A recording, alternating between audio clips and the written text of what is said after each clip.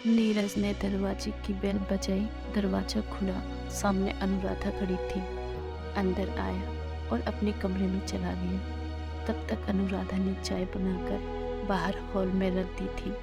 उतने में बच्चे भी आ गए। अनुराधा ने बच्चों के लिए भी चाय नाश्ता लाकर रख दिया। अनुराधा को देखकर वह थोड़ा चिढ़ सा गया, फिर भी उसे अनदेखा कर बच्चों के साथ बातों में रम गया और अनुराधा किचन में बर्तन साफ करने लगी। उसने धीरे से अनुराधा की तरफ देखा। बढ़ा हुआ पेट, बालों का जूड़ा सा बना हुआ, साड़ी कमर में खोसी हुई, चेहरे पर कोई हाव भाव नहीं। थोड़ी देर बाद बच्चे ट्यूशन चले गए। नीरज जाकर गैलरी में बैठ गया। अंधेरा हो गया था, पर पता नहीं नीरज क्या सोचे जा रहा था कि उसे वहाँ की लाइट लगाने की भी याद नहीं थी। आंखें बंद करके न जाने क्या सोचे जा रहा था। बात कुछ साल पहले की है। नीरज अपने चचेरे भाई की शादी में गया था। पेशे से वकील, स्वभाव ऐसा कि किसी का भी मन मोह ले। वही उसे अनुराधा मिली थी। चचेरे भाई की बीवी की वह सहेली थी। दिखने में अनुराधा सुंदर थी। रंग गेहुआ, नील नक्श बहुत ही सुंदर, रहन सहन एकदम सीधा साधारण। अनुराधा एक सामान्य परिवार की सामान्य सी लड़की, जो घर की और बाहर की दोनों की जिम्मेदारियां बड़ी खूबी से निभाती है। नीरज के ग्रुप में एक लड़की थी, काव्या, जो नीरज को बहुत पसंद करती। उसने कई बार नीरज से अपनी दिल की बात बताई भी, पर नीरज ने कभी भी उसे उस नज़र से देखा ही नहीं। नीरज ने अपने मन की सारी बातें आकर अपनी माँ को बताई। नीरज एक अमीर परिवार से ताल्लुकात रखता था। नीरज की माँ ने उसके चचेरे भाई से अनुराधा के बारे में जानकारी जुटाने के लिए कहा। बाद में पता चला कि अनुराधा सिर्फ 12वीं पास है और एक सामान्य परिवार से आती है। तो माँ ने नीरज से मना कर दिया। कहा कि ना तो बहुत ज़्यादा पढ़ी लिखी है, ना हमारे जैसे परिवार से आती है, कोई मेल ही नहीं है उसका और हमारा। और 12वीं तक पढ़ाई भी कोई पढ़ाई है? तुम्हारी और उसकी तुलना हो ही नहीं सकती। उसका रहन सहन, उन लोगों के विचार, उन लोगों का व्यवहार, सब कुछ बहुत अलग है बेटा। सिर्फ प्यार के बलबूते पर जीवन नहीं काटा जाता, और यह सब तुम्हें एक दिन जरूर पता चलेगा। इस पर नीरज बहुत चिढ़ गया। बहुत बहसबाजी भी हुई और नीरज ने घर वालों से साफ कह दिया कि वह शादी करेगा तो सिर्फ अनुराधा से ही, नहीं तो किसी से भी नहीं। और कहते हैं ना कि बच्चों की जिद के आगे माँ बाप झुक जाते हैं, बिल्कुल वैसा ही हुआ। नीरज अनुराधा की सुंदरता का कायल हो गया था। वह दीवानों की तरह से उससे प्यार करने लगा था और आखिर में उसके माता पिता राजी हो गए शादी के लिए। शादी होकर अनुराधा घर आती है। जितनी सुंदर अनुराधा दिखने में थी, उससे भी ज़्यादा अच्छा उसका स्वभाव था। नीरज उसकी सुंदरता में, उसकी मासूमियत में, उसके प्यार में खो सा गया था। ससुर ने भी उसे अपनी बेटी के रूप में मानकर खुले दिल से उसका स्वागत किया। अनुराधा भी नीरज से बहुत प्यार करती थी, पर सिर्फ प्यार के बल पर तो संसार नहीं चलता ना। नीरज ऑफिस से सीधे घर ही आता और आकर देखता तो अनुराधा किसी न किसी काम में लगी रहती। कभी ससुर को चाय बनाकर देनी, तो कभी सास के पैर दबाना, कभी सब्जी काटते मिलती तो कभी घर की साफ सफाई करती। और नीरज को कभी कभी लगता कि हम दोनों में भी लड़ाई हो और वह मुझसे नाराज हो, मैं उसे मनाऊं, कभी उसे चिढ़ाऊं, पर यह सारी चीजें करना बेकार होगा। धीरे धीरे उसे समझ आने लगा। ऐसे ही दोनों की जिंदगी आगे बढ़ने लगी। दोनों की दो प्यारी बेटियां हुई। अब तो अनुराधा और भी व्यस्त हो गई। उसके पास नीरज के लिए समय ही नहीं रहता था। कई बार उसने अनुराधा को काम वाली लगाने के लिए कहा। अनुराधा यह कहकर मना कर देती कि क्या ज़रूरत है पैसे खर्च करने की, अब तो तुम्हारे पास मेरे लिए बिल्कुल भी समय नहीं है। 2 मिनट फुर्सत से भी तुम मेरे पास बैठ नहीं पाती। तुम्हारे लिए समय नहीं मतलब ऐसा कौन सा काम है तुम्हारा जो मैं नहीं करती, बताना जरा। काम ही सब कुछ नहीं होता। यह उम्र वापस नहीं आने वाली। गया हुआ समय लौट कर नहीं आता। शरीर की भी कुछ ज़रूरतें होती हैं, सिर्फ घर और जिम्मेदारी, इससे आगे भी दुनिया है। अनुराधा एक अच्छी बहू थी, एक अच्छी माँ भी थी, एक अच्छी पत्नी भी, पर एक अच्छी साथीदार न बन सकी। एक दिन नीरज उसके लिए एक डिज़ाइनर ड्रेस लेकर आया। उसने कहा, अनु यह पहनकर दिखाना जरा। नहीं, मैं नहीं पहन सकती ऐसी ड्रेस। मम्मी पापा क्या सोचेंगे? कुछ नहीं सोचेंगे। तुम पहना तो सही। मेरे दोस्तों की पत्नियां देखो कैसे रहती हैं, और तुम। हाँ तो क्या हुआ? वह अपने सास ससुर के साथ नहीं रहती होंगी, तभी ऐसे कपड़े पहनती होंगी। क्यों इतना सोच रही हो? मम्मी कुछ नहीं कहेगी। वह रिटायर ऑफिसर की पत्नी है, उनके विचार संकीर्ण नहीं है, लेकिन वह सुनने के लिए तैयार ही नहीं थी। जब वह सलवार सूट पहनने को तैयार नहीं तो बाकी की ड्रेस कब पहनेगी? माँ ने सही कहा था कि पढ़ाई का असर इंसान के रहन सहन, उसके व्यक्तिमत्व पर होता ही है। अनुराधा से ऐसी उम्मीद रखना यह भी धीरे धीरे बंद कर दिया। अब बच्चे बड़े हो गए, सास ससुर का स्वर्गवास हो गया था। अब तो उसके पास नीरज के लिए बिल्कुल भी समय नहीं था। नीरज के ऊपर भी घर की सारी जिम्मेदारी थी, पर वह अपना खुद का भी ख्याल रखता था। अब वह एक बहुत बड़ा नामी वकील बन गया था। उम्र 45 पर नीरज ने खुद को इतना फिट रखा था कि 40 के ऊपर भी नहीं दिखाई पड़ता था। कोई भी महिला उसकी तरफ आकर्षित हो जाए, ऐसा उसका व्यक्तिमत्व था। वह अभी भी अनुराधा से कहता कि मैं यह नहीं कह रहा कि तुम अपने आप को एकदम बदल दो, थोड़ा तो रहन सहन में फर्क लाओ। अनु का शरीर अब बढ़ने लगा था, लंबे बाल पतले हो गए थे, हर समय अब जूड़ा ही बंधा रखती थी, चेहरा निर्जीव दिखने लगा था। नीरज कहता, अनु मैं तुमसे यह नहीं कह रहा कि तुम 2022 की लड़की जैसी रहो, लेकिन जैसे रहो, पर 40 उम्र की भी कोई ज़्यादा नहीं है। तुम्हें अपने उम्र के हिसाब से कपड़े पहनने चाहिए। पर उसने कब इन बातों पर नीरज की सुनी? धीरे धीरे नीरज ने बोलना बंद कर दिया। जीवन शैली पहनावे के कारण अत्यधिक मोटापा, उसके कारण वह नीरज से उम्र में ज़्यादा दिखाई देने लगी और नीरज को उससे कहीं ले जाने में शर्म आने लगी। ऐसा नहीं था कि वह दूसरी औरतों की तरफ आकर्षित होता था, पर दोनों की तुलना होना यह तो स्वाभाविक ही था। रात में दोनों एक ही बेड पर सोते थे, पर दोनों में बातचीत ना के बराबर होती। नीरज में अनुराधा के प्रति तिरस्कार की भावना और बढ़ने लगी थी। नीरज कोर्ट के लिए निकला। गाड़ी से उतरते समय उसने देखा कि एक लड़की पार्किंग ढूंढ रही है। ध्यान से देखने पर उसे याद आया कि वह उसके कॉलेज की दोस्त काव्या थी। उसने भी उसे देखा। अरे नीरज, तुम यहाँ? पिछले ही हफ्ते मेरा यहाँ ट्रांसफर हुआ। और सब बढ़िया? नीरज ने कहा, सब बढ़िया। काव्या बोली, अच्छा सुनो, कुछ काम है जरूरी, लंच में मिलते हैं, नीरज ने कहा, और दोनों कोर्ट में चले गए। लंच में दोनों मिलते हैं, काव्या बोली। अपनी पत्नी के हाथ का खाना नहीं खिलाओगे? नीरज ने कहा, हाँ जरूर। टिफिन खोला और खाने की खुशबू पूरे कमरे में आ रही थी। नीरज काव्या को ही देखे जा रहा था। उसने अपने आप को इतना फिट जो रखा था। क्या बात है, काव्या अपने आप को काफ़ी ज़्यादा ध्यान देती हो लगता है। यह पति बहुत केयर करता है। कुछ भी समझ लो, जब तुम्हें मेरी तरफ देखना था तब तो देखा नहीं, अब क्या फ़ायदा। नीरज समझ गया वह क्या कहना चाहती है। थोड़ी देर वह शांत हो गया। अच्छा छोड़ो, अपने घर का बुला रहे हो? भाभी कैसी है? मैं भी तो देखूं, तुमने कितने लड़कियों के दिल तोड़े हैं, वह अब कैसी दिखती है? नीरज हंसा और कुछ नहीं बोला। अच्छा बाबा, नहीं आऊँगी मैं घर, बस। दोनों ने एक साथ लंच किया और अपने अपने कैबिन में चले गए।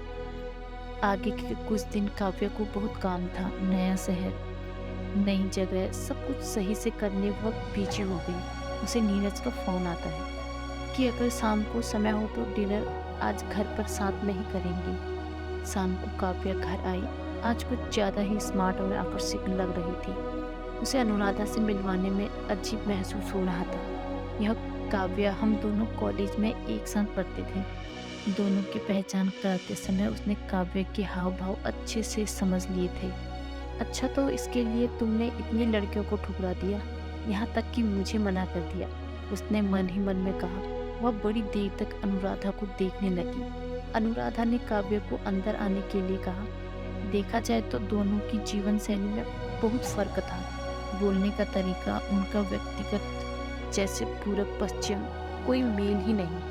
इसीलिए नीरज और काव्या ही बोले जा रहे थे, पर अनुराधा ने इसे भी मन में नहीं लगाया। सभी का खाना हो गया, पर काव्या का सारा ध्यान नीरज और अनुराधा की तरफ ही था। काव्या जैसे ही उठी जाने के लिए, नीरज ने कहा, रुको काव्या, रात में अकेली कहाँ जाओगी? मैं छोड़ देता हूँ तुम्हें। दोनों गाड़ी में बैठ तो गए, पर एकदम चुप हो गए। कोई बातचीत नहीं। कुछ तो सोचे जा रहे थे दोनों। तभी अचानक नीरज ने कहा, अनु पहले ऐसी बिल्कुल नहीं थी, वह बहुत सुंदर थी। बस इतना है कि उसे मेकअप करना, फैशन से रहना, यह सब पसंद नहीं। मैंने उसे बदलने की बहुत कोशिश की, समझाने की भी कोशिश की, पर वह समझना ही नहीं चाहती। अब समझाना भी बंद कर दिया और कुछ कहना भी। काव्या बोली, एक बात को बुरा मत मानना, सुंदरता ही सब कुछ नहीं होती। अगर समझाने से नहीं मानती तो कुछ करके समझाओ। जब तक इंसान को दिल से तकलीफ नहीं होती, जब तक कुछ खोने का डर नहीं होता, तब तक उस इंसान के अंदर उस चीज को पाने का जुनून कैसे आएगा? वह उसे पाने की कोशिश नहीं करेगा। नीरज सुन तो रहा था, पर उसे समझ नहीं आ रहा था। उसने आगे आकर गाड़ी सड़क के किनारे पर खड़ी कर दी। क्या हुआ? सामने देखो जरा। काव्या ने ध्यान से देखा तो आइसक्रीम पार्लर था। तुम्हें आइसक्रीम बहुत पसंद थी ना नीरज? तुम्हें आज तक याद है? दोस्तों की हर आदतें हर किसी को याद रहती हैं। दोनों आइसक्रीम खाने पार्लर के अंदर चले गए। बातें करते करते बहुत देर हो गई थी। नीरज घर आया तो अनुराधा बोली, बहुत देर हो गई आने में, और फ़ोन भी भूल गए थे हम। हाँ, आइसक्रीम खाते खाते बातें करते करते समय का पता ही नहीं चला। आइसक्रीम घर में तो रखी थी ना? नीरज ने अनुराधा की तरफ देखा। उसका आज हाव भाव कुछ अलग था। उसकी आवाज़ में थोड़ी सी जलन लग रही थी। काव्या को आइसक्रीम पार्लर में ही खाना अच्छा लगता है, बस इसलिए चले गए। और बातों में कब समय चला गया पता ही नहीं चला। थोड़ी देर बाद दोनों अपने कमरे में आ जाते हैं। आज अनुराधा को नींद नहीं आ रही थी और कहाँ रोज लेटी नहीं कि सो गई, उसके सवाल भी आज खत्म नहीं हो रहे थे। फिर नीरज ने ही कहा, अनु रात बहुत हो गई है, सो जाओ, अब सुबह बात करेंगे।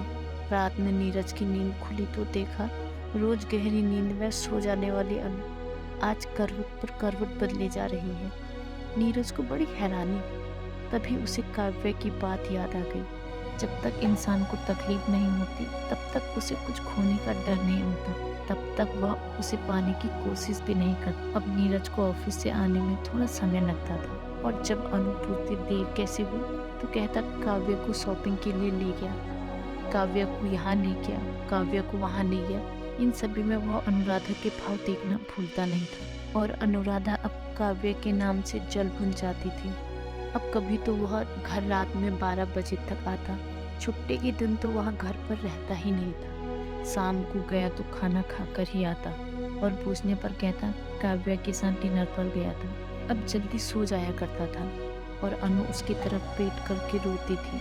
पहले कभी नहीं, पर अब उसे ऐसा लगता था कि नीरज बदल गया है, और उसे नीरज को खोने का डर लगने लगा, जो उसे आज से पहले कभी नहीं लगा। घर बार, ससुराल वालों की सेवा, घर के काम, बच्चों को देखना, पति का ध्यान रखना, इन सब के आगे भी एक दुनिया है। यह उसने कभी सोचा भी नहीं था। इसके अलावा भी पति को भी हमसे और कुछ भी चाहिए रहता है, यह उसने कभी ध्यान ही नहीं दिया। उसे कुछ समझ नहीं आ रहा था कि क्या किया जाए। छुट्टी का दिन था। घर के सारे काम निपटाकर अनुराधा काव्य के घर पहुंच गई। बेल बजाई, दरवाजा खुला और सामने अनुराधा। काव्य उसे देखकर चौंक गई। काव्य ने कहा, अनुराधा तू अकेली? नीरज नहीं आया? वह कुछ नहीं बोले। अच्छा चलो अंदर आओ। काव्य खाने की तैयारी कर ही रही थी। दोनों सोफा पर बैठ गई। काव्य पानी का गिलास लाकर अनु को देती है। अनुराधा क्या बात है? अनुराधा एकदम से समझ ही नहीं आ रहा था कि क्या बोले। वह कभी काव्य की तरफ देखती, कभी नीचे। घबराओ मत, बोलो ना क्या बात है। बहुत हिम्मत करके दबी आवाज में अनुराधा बोली, एक बात कहनी थी तुमसे। नीरज बहुत बदल गया है। बोलते बोलते रुक गई। जब से तुम आई हो। काव्य बड़ी जोर से हंसी। अब घर में भी ज्यादा देर नहीं रुकते, तुम्हारे पास आते हैं। उसकी आंखों में आंसू बहने लगे। तुम्हारी शादी हो गई है काव्य, मुझसे मेरा पति मत छीनो। यह सुनकर काव्य थोड़ी देर के लिए शांत हो गई और बोली, मैं तुमसे तुम्हारा पति नहीं छीन रही हूँ, बल्कि तुमने खुद उसे अपने आप से दूर किया है। मैंने कैसे? वह तुम्हारे साथ शॉपिंग के लिए जाते हैं, पिक्चर देखने जाते हैं, तुम्हारे साथ घूमने जाते हैं। अब तो बच्चों पर भी ध्यान नहीं देते, और तो और घर में भी रुकने को तैयार नहीं होते। अनुराधा, एक बात मैं साफ कह देना चाहती हूँ कि हम दोनों एक अच्छे दोस्त से ज़्यादा और कुछ नहीं हैं। माना हम दोनों एक साथ रहते हैं, पर इसका यह मतलब तो नहीं कि वह हर समय मेरे ही साथ रहता है। फिर कहाँ जाएँगे, कहाँ जाता है, यह मुझे पता नहीं, पर क्यों जाता होगा यह मैं सब समझती हूँ। क्यों जाते हैं? अनुराधा ने पूछा। काव्या ने कहा, अनु पहले कहा जाता था कि दिल का रास्ता पेट से होकर गुजरता है। अब वह जमाना है जहाँ अच्छा खाना बनाने के साथ साथ पति के मन में क्या चल रहा है यह भी जानना जरूरी हो गया है। कभी तुमने नीरज के बगल खड़े होकर उसकी ओर अपनी तरफ देखा है? नीरज का रहन सहन, उसका व्यक्तिमत्व कितना अलग है। वह तुमसे काफी ज्यादा पढ़ा लिखा भी है और दिखने में भी सुंदर। और तुमने कभी अपनी तरफ ध्यान दिया है? ना तुमने आगे बढ़ने की कोशिश की, ना रहन सहन पर तुमने जिंदगी में अपने आप को थोड़ा भी बदलने की कोशिश नहीं की। जमाने के साथ चलना भी तो जरूरी है ना। कि नीरज को कभी लगता नहीं होगा कि वो उसके हाई क्लास सर्कल में, जहाँ उसके दोस्तों की बीवियां भी बिल्कुल होशियार और ज़्यादा पढ़ी लिखी हैं, उनमें तुम भी उसके साथ खड़ी रहो। अनुराधा, तुम एक अच्छी पत्नी तो बन गई, पर एक अच्छी जीवन साथी नहीं बन पाई। तुम खुद सोचो, कितनी लड़कियों को नीरज ने मना कर दिया था सिर्फ तुम्हारे लिए, और आज वह अनुराधा कहीं खुश ही नहीं है जिससे नीरज पागलों जैसा प्यार करता था। अनुराधा सोचने लगी और याद आया कि कितनी बार यही सब चीज़ें नीरज ने उसे समझाने की कोशिश की, पर उसने कभी ध्यान ही नहीं दिया। अनुराधा, चाहे पति हो या पत्नी, हर किसी को यह लगता है कि उसका जीवन साथी ठीक ढंग से रहे, उसके मन मुताबिक रहे, उसके कदम से कदम मिलाकर चले। फिर अब मुझे क्या करना चाहिए? ध्यान से सुनो। या तो तुम कोई योगा क्लास ज्वाइन करो या फिर कोई जिम ज्वाइन करना शुरू करो। हर काम के लिए बच्चों और नीरज पर डिपेंड मत रहो। टीवी देखो, समाचार देखो, अखबार पढ़ो, इससे तुम्हारा ज्ञान बढ़ेगा। दुनिया में क्या चल रहा है तुम्हें भी पता रहेगा। अपने अंदर आत्मविश्वास बढ़ाओ, उससे तुम्हारे व्यक्तिमत्व बदलेगा और तुम्हारी जीवन शैली भी। अनुराधा ने काव्या का धन्यवाद किया और साथ ही उन दोनों की मुलाकात के बारे में उसे बताने से भी मना किया। अनुराधा ने एक जिम ज्वाइन कर ली, वहाँ उसे एक डाइट प्लान दिया गया और अनुराधा ने सब कुछ नियम से करना शुरू भी कर दिया। नीरज को इस सब के बारे में थोड़ी भी जानकारी नहीं थी। अब वह रोज अखबार पढ़ती है, टीवी पर समाचार सुनती है, अपने बाहर के काम खुद करती है। इन सब बातों से उसे अपने आप पर फर्क नजर आने लगा। नीरज इन सब बातों पर गौर तो कर रहा था, पर उसे लगा कि यह सब कुछ दिन ही चलेगा, जब तक मैं उसे नज़रअंदाज कर रहा हूँ। बाद में अनु खुद पहले जैसी बन जाएगी। पर नहीं, अनुराधा ने सभी नियमों का बहुत ही कड़क तरीके से पालन किया। उसका वजन 18 किलो कम हो गया था। पेट जो बड़ा हुआ था काफ़ी हद तक अंदर हो गया था। चेहरे की चर्बी कम हो गई थी। आंखें जो चर्बी की वजह से छोटी हो गई थी अब बड़ी दिखने लगी। एक चमक सी आ गई थी चेहरे पर। बच्चों से कंप्यूटर सीखने की जद्दोजहद साफ नजर आने लगी थी। अनुराधा को फोन पर बात करते समय उसके बदले हुए बोलने के तरीके से नीरज को बड़ी हैरानी होती।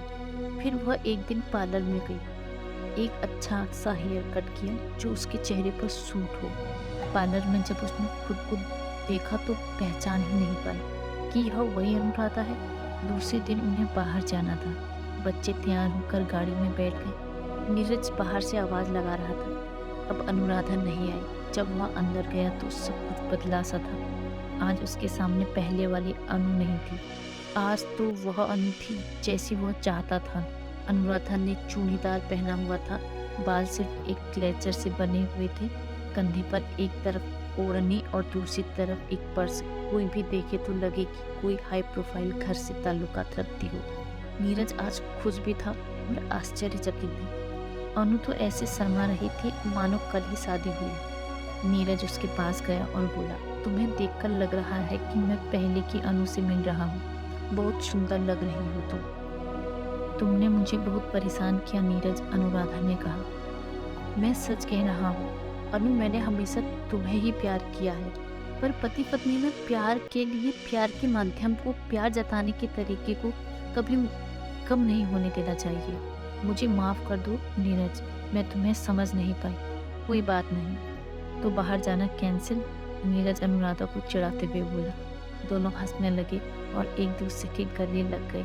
मन ही मन अनुराधा बोली, थैंक यू काव्या। दोस्तों, अगर आपको हमारी यह स्टोरी थोड़ी सी भी पसंद आई हो तो हमारे चैनल को लाइक करें, शेयर करें एंड सब्सक्राइब करें और हाँ, शेयर करना ना भूलें। Thank you so much.